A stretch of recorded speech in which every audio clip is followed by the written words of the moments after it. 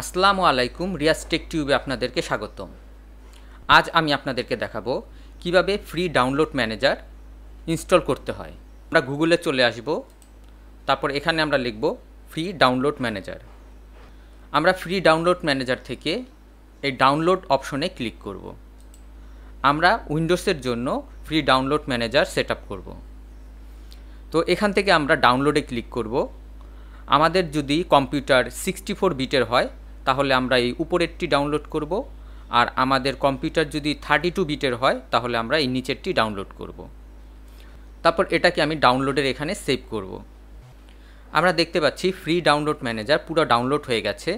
এবার যেই একটি অ্যারে বাটন দেখতে পাচ্ছি, এই অ্যারে বাটনে ক্লিক করব। তারপর এখান থেকে শো ইন ফোল্ডারে ক্লিক করব। তারপর এটাই আমি ডাবল ক্লিক করব সেট আপ করার জন্য। তারপর এখান থেকে আমরা ইনস্টল ফর অল ইউজারে ক্লিক করব।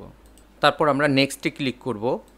তারপর এখানে আমরা নেক্সটে ক্লিক করব, নেক্সটে ক্লিক করব, তারপর ইনস্টলে ক্লিক করব। আমরা দেখতে পাচ্ছি আমাদের ফ্রি ডাউনলোড ম্যানেজারটি ইনস্টল হয়ে গেছে। এবার আমরা দেখে নিই কীভাবে আমরা ডাউনলোড করব। এই প্লাস বাটন দেখতে পাচ্ছি, এই প্লাস বাটনে একটি ক্লিক করলে এখানে যদি আমরা যদি কোনো ইউআরএল কপি করে এখানে পেস্ট করে দেই, তাহলে এখানে ওকেতে ক্লিক করা মাত্রই আমাদের ডাউনলোড শুরু হয়ে যাবে এবং এখান থেকে আমরা দেখিয়ে দিতে পারি আমাদের কোথায় ডাউনলোড হবে। এটা আমরা এখান থেকে সিলেক্ট করে দিতে পারি।